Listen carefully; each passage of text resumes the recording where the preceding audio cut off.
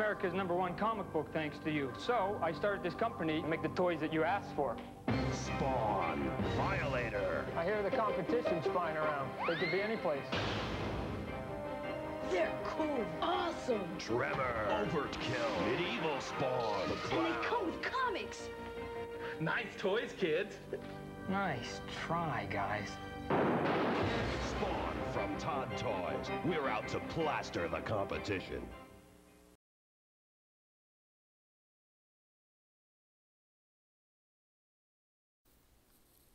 So, what was your introduction to Image Comics?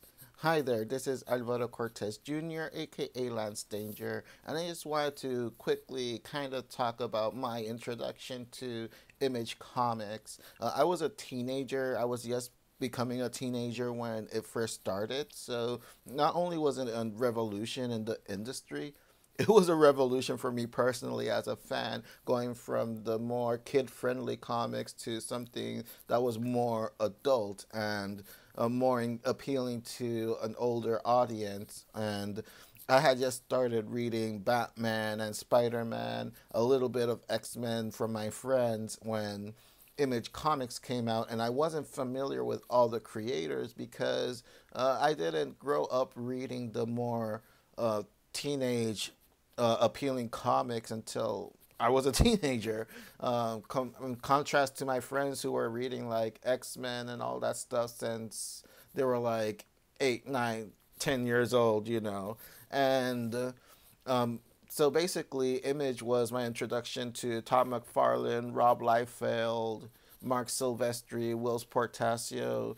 To a certain extent, I already knew a little bit of Jim Lee through my friends because Jim Lee was like pretty much everyone's favorite artist back then. To an extent, still now, really. Like, he's had such an amazing and long career.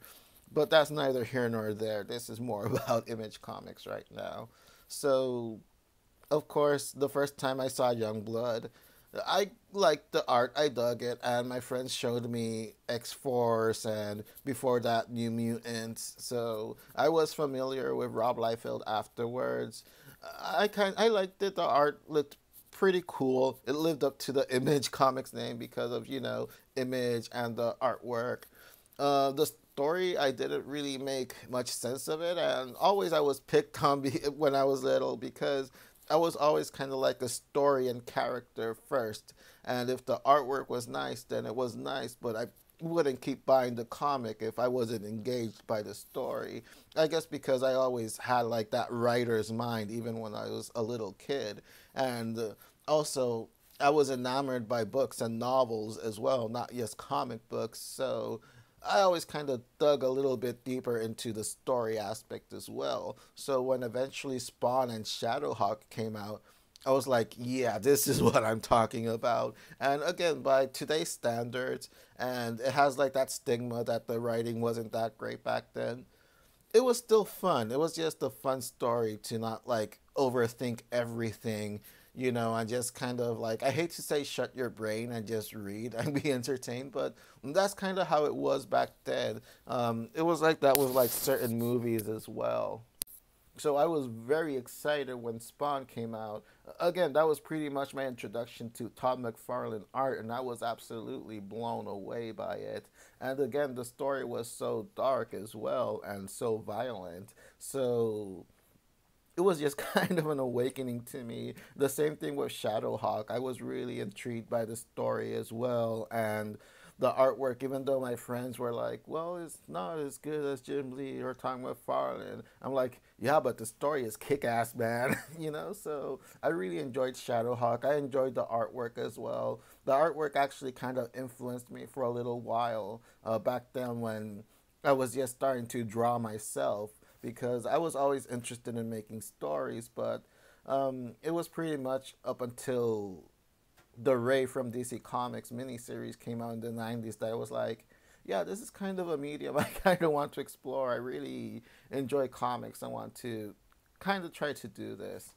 And Image Comics definitely helped out with that, with the release of Spawn, the release of Shadowhawk, Cyberforce to an extent, even though the story wasn't as I guess, deep as Shadowhawk or Spawn, I still think it had a little more meat to it compared to like Youngblood and Wildcats. And again, it's not to knock on Youngblood and Wildcats; they were entertaining for what they were, and eventually, such great writers participated in those franchises as well. Alan Moore actually wrote on both titles at one point, so and Chris Claremont also debuted one of his original characters in Wildcats. So there's a lot of merit to that as well. I did learn to enjoy Wildcats a little bit more as an adult. I did get the older issues and read them, and they weren't as I don't want to say bad, but they're not. Um, I don't see them as that much less engaging than the comics that I liked back then. So I really learned to have an appreciation for it. And again, the artwork was just spectacular. And it's just been fantastic to see that evolution of Image Comics going from where Image was pretty much everything, like literally everything was based around the artwork and the reputation of the artist, now to be basically like one of the go-to places to make indie comics, and such great stories have come out from Image Comics over the years, like Saga, The Walking Dead, Invincible, just to name a few off the top of my head. I'm sure there's also a million other comics that people really enjoy from Image Comics. So what was your favorite Image comic? Are you still buying any of the original ones like Spawn, Savage Dragon? Do you still follow Jim Valentino's work over there? Sound off in the comments and let me know how you feel about Image Comics then and now. If you enjoyed it more back then, if you enjoy it more now, if you never liked it, it's all good. It's a celebration. It's a celebration of comics. Anyway, thank you all so much for watching, and I'll catch you next time.